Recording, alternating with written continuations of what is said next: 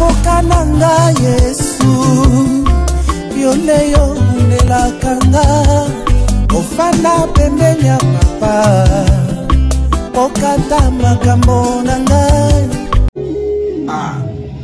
Que le Seigneur soit loué. Shalom, shalom à tous nos bien-aimés qui nous suivent partout dans le monde.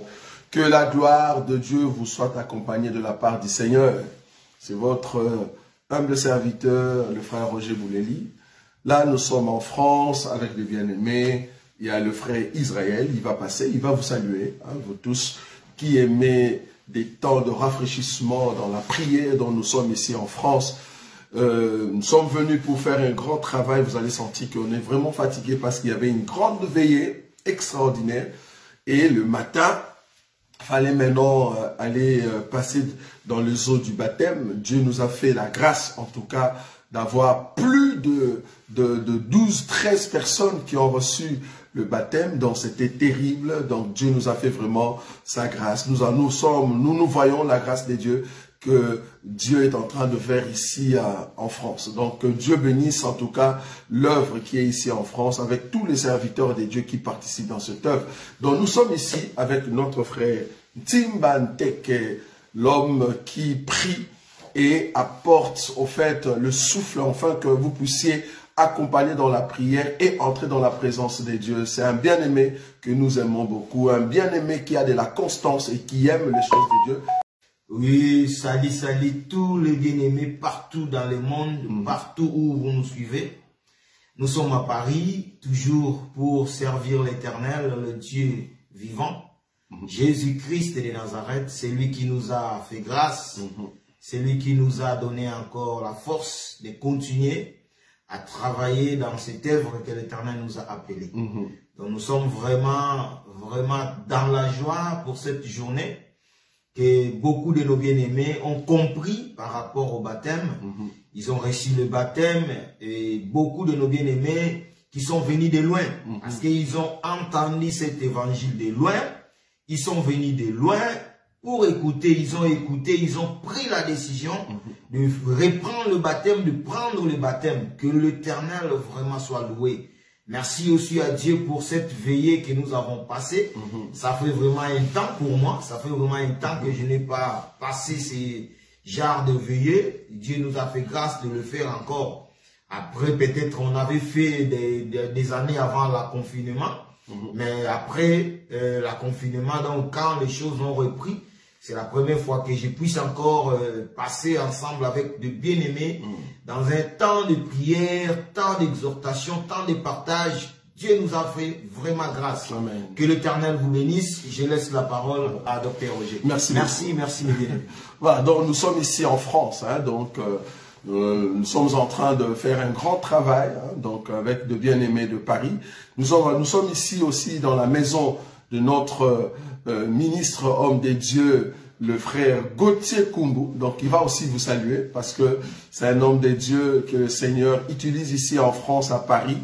Il est en train au fait de faire un grand travail. Il y a beaucoup d'âmes qui sont sauvées et qui arrivent pour écouter la parole de Dieu que Dieu a mis dans la bouche de son serviteur. Il va vous saluer aussi, il est là présent. Voilà, c'est notre bien-aimé Gauthier Kumbu qui est là. Voilà, je vous salue tous au nom de notre Seigneur Jésus-Christ, comme j'ai l'habitude de le dire. Malgré on est un peu fatigué par rapport à la nuit, on n'a pas dormi et puis très tôt le matin, on est allé dans l'endroit là où on a fait le baptême. Mais je suis sûr que vous allez être bénis encore cet après-midi. Le Seigneur est toujours au contrôle. Et vous savez, la Bible dit que du reste, nous savons que toute chose concourt au bien de ceux qui aiment Dieu. Amen. Toi qui es là, toi que le Seigneur a fait grâce que tu puisses suivre ce message, j'ai toujours dit, fais de sorte que chaque fois que tu as l'occasion d'écouter la parole, fais comme si c'était la dernière fois et qu'après ce message, tu vas partir directement. Amen. Donc le Seigneur vous bénisse, je vous salue. Pour tous les bien-aimés de Paris, pardon, rendez-vous demain, surtout ne manquez pas. Que le Seigneur vous bénisse. Amen. Que le Seigneur vous bénisse parce que Dieu est grand et comme j'ai dit tout à l'heure, c'est un grand travail qui se fait ici en France, précisément à Villeneuve-Saint-Georges, 3 rue d'Aton, à Villeneuve-Saint-Georges. Si vous avez le temps de participer, venez et ne manquez pas de moments terribles que Dieu est en train d'accomplir ici. En tout cas, que Dieu vous bénisse.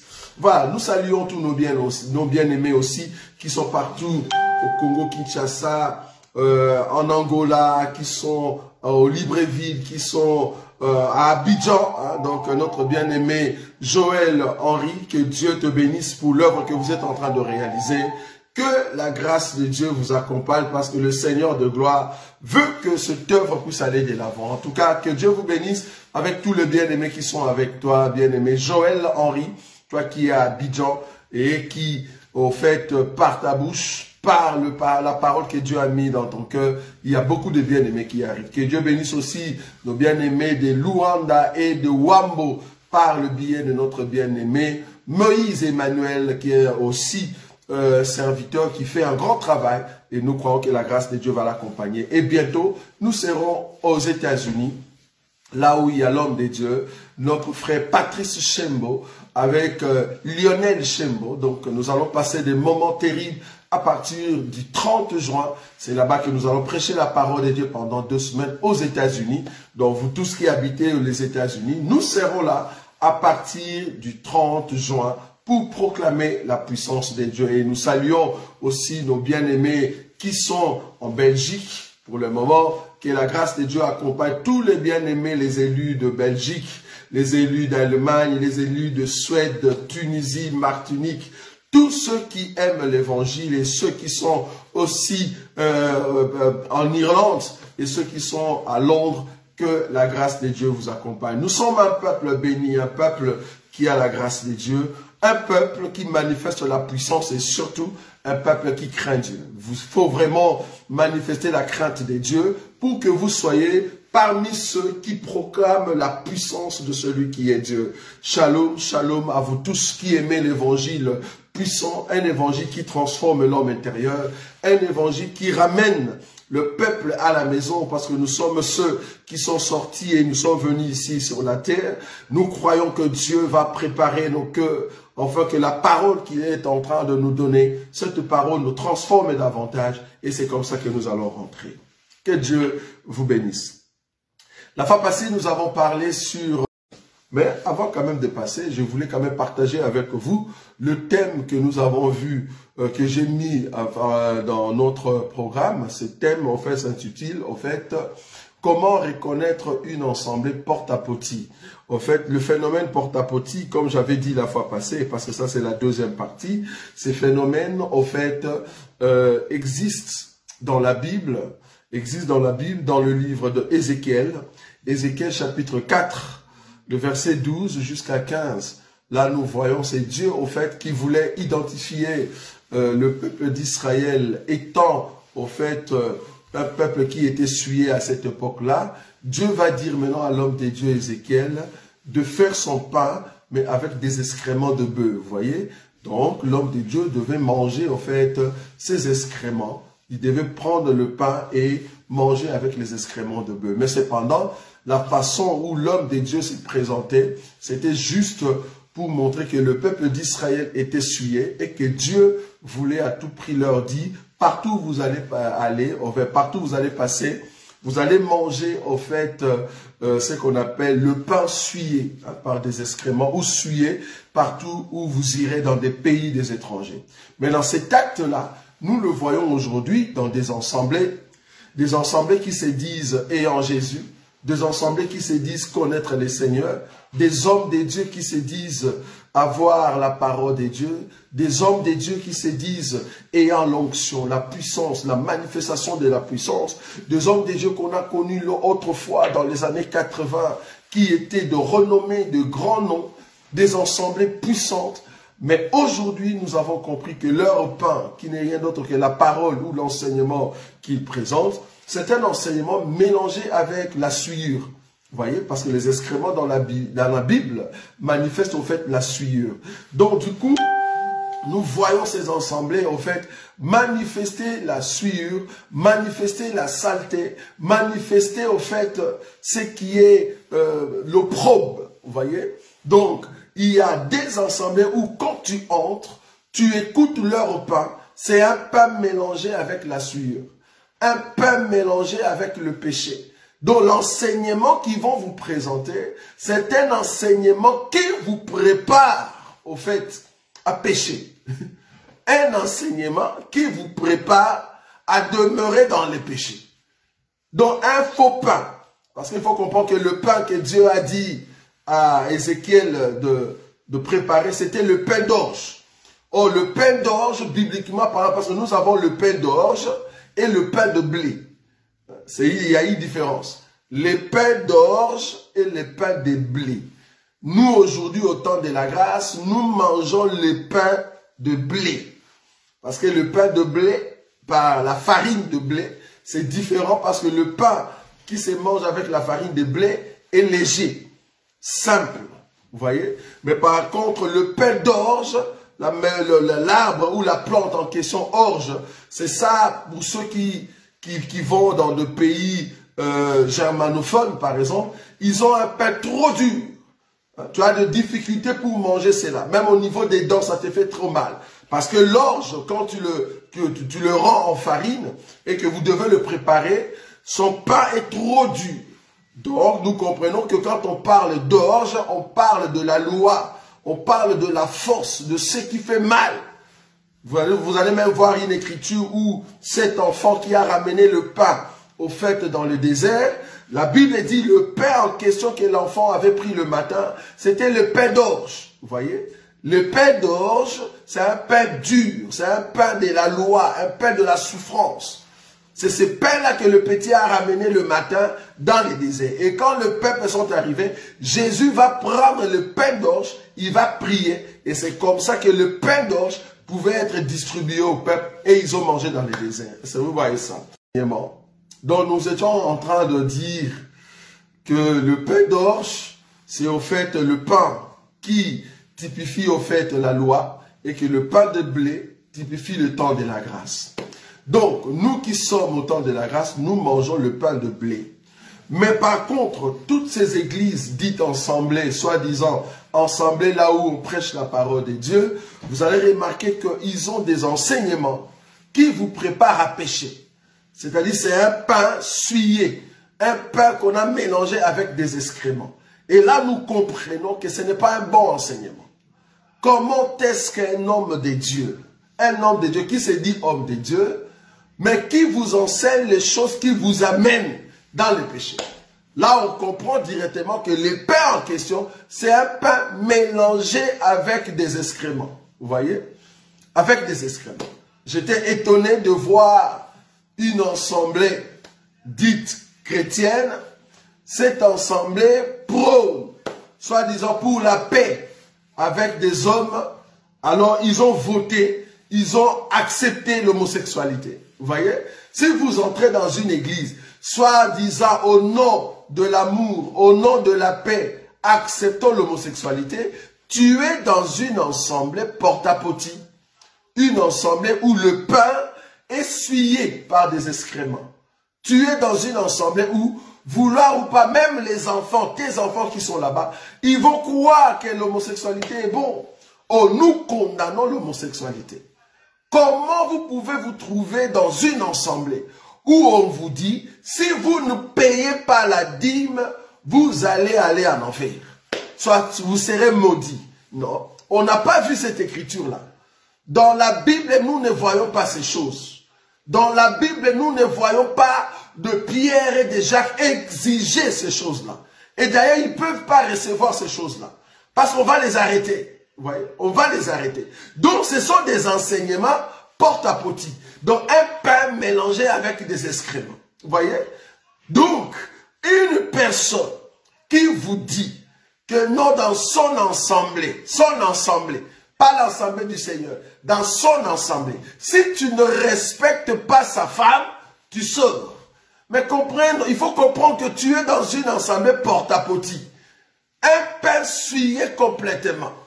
Un pain où c'est le diable qui règne. Vous voyez? C'est le diable qui règne. Donc, dans des milieux comme ça, nous, en réalité, enfants de Dieu, nous ne pouvons pas rester parce que Jésus est Seigneur. Et nous croyons que tous ceux qui nous écoutent, ils ont déjà l'oreille circoncis. Et à chaque fois qu'il y a des attaques le Seigneur ne cesse de nous garder dans sa fidélité.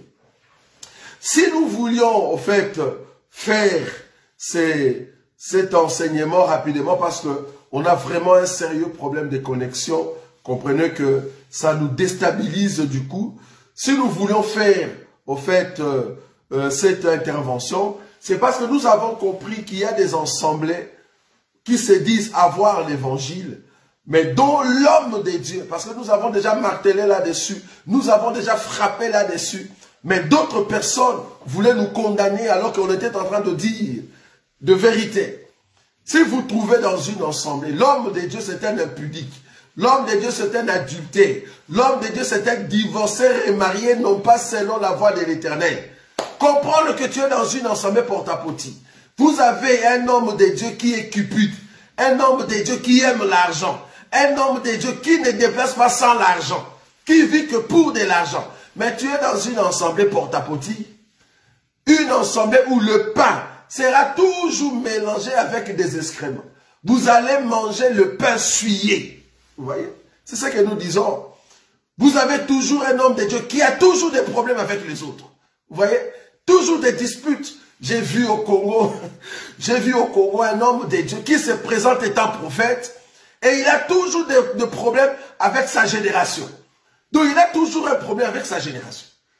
Donc il est là étant prophète et il veut en fait exceller dans sa prophétie, mais il a des problèmes avec sa génération. Et tout le monde est son père.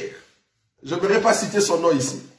Donc, cet homme-là, vouloir ou pas, il commencera toujours à critiquer sa génération. Pourquoi? Parce qu'il a un pain qui est souillé. Un homme de Dieu ne peut pas avoir des problèmes avec tout le monde. Non. Un homme de Dieu, c'est quelqu'un qui est humble. On doit sentir l'esprit de l'agneau. On doit sentir la simplicité en toi. Mais quand on sent que tu es un homme de problématiques, un homme de disputes, un homme de querelles tout le temps, à un moment, il faut se taire. Tu te tais et tu regardes les choses. Tu dis, ok, il n'y a pas de souci, travaillons. Parce que Jésus a dit, si vous ne me croyez pas, mais regardez mes œuvres. Mais toi, quand on te regarde toi-même, avec les œuvres, on ne voit que des disputes, on ne voit que des séparations, on ne voit que des querelles. Ça va pas. Je disais, un prophète de Dieu, qui se dit prophète, qui donne des prophéties, qui proclame la puissance de Dieu au niveau du Congo, mais qui a des disputes avec tout le monde, c'est pas bon. Tu ne peux pas avoir de relation de dispute avec les gens, c'est pas bon. Le genre de ta relation, de ta génération, tu as toujours des disputes avec eux. Et tout le monde est ton père. Tout le monde peut venir mettre ses mains sur toi. On comprend que tu as un problème de la généalogie. Vous voyez? Tu as un problème de la généalogie. Et tu te dis prophète. Tu donnes des prophéties par là. Tout le monde reçoit des prophéties. On se dit, mais ça devient comme une assemblée où tout le monde a besoin que Dieu lui dise quelque chose. Vous voyez? C'est ce que toi tu fais étant prophète. C'est grave. Malheureusement, quand nous avons vérifié le pain que tu donnes au peuple de Dieu, c'est un pain souillé. C'est ça le problème.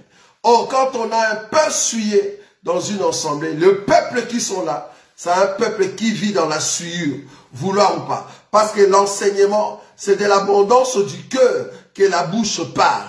Quand vous prêchez la parole de Dieu, ce qui entre dans l'homme intérieur, nous voyons maintenant la bouche qui est le corps. La bouche qui parle, ce n'est pas cette bouche ici. De l'abondance du cœur, de l'abondance de l'homme intérieur, que la bouche parle. Ce n'est pas cette bouche ici, c'est l'extérieur de l'homme qu'on voit. Si réellement tu es abondamment, tu as reçu la parole de Dieu en toi, l'homme intérieur va affecter l'homme extérieur qui est la bouche que nous voyons. Il faut que ta personne parle pour que nous puissions comprendre, voilà, cet homme est transformé. Vous voyez? Donc ce prophète, que Dieu puisse le rencontrer dans tout ce qu'il est en train de faire comme bavure, avec des relations, des disputes qu'il a, c'est un problème. C'est très grave. Donc, il faut faire attention partout où vous vous trouvez. Si vous remarquez que l'enseignement commence à aller vers la souillure, l'enseignement t'amène à aller vers la souillure, il faut comprendre que tu es dans une assemblée porte-à-potie. une assemblée qui a des excréments mélangés avec le pain. Le pain en question, c'est une parole mais trafiquée, une parole d'orge, une parole dure, mais mélangée avec des excréments. Vous voyez? C'est-à-dire la souillure. Or, l'enseignement ne peut pas t'amener dans les péchés. L'enseignement doit t'amener dans la perfection. Mais quand l'enseignement t'amène dans le péché, comprends que tu es dans une assemblée porte-à-porte. Vous voyez? En tout cas, mes excuses. Je ne saurais pas respecter le temps vu la connexion qui nous dérange à tout moment. En tout cas, je vous donne rendez-vous demain à partir de 11h30 dans notre culte d'adoration ici à Paris, parce que nous sommes à Paris. Je suis à Paris depuis avant-hier avec mon frère Tim Banteke et nous sommes là avec l'homme de Dieu Gauthier Kumbu et Dieu est en train en fait de faire un grand travail.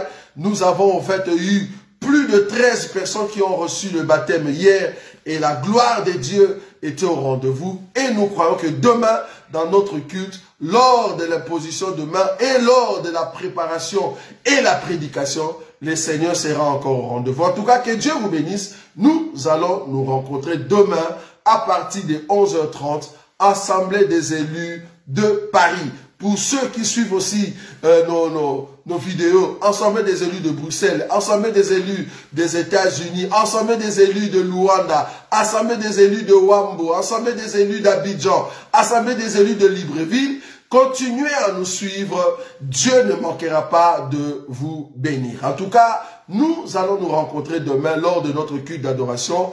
Entre-temps, restez bénis. Shalom, shalom, shalom. Et que la grâce de Dieu vous garde encore cette nuit au nom de notre Seigneur Jésus-Christ. Que Dieu vous bénisse. Merci beaucoup.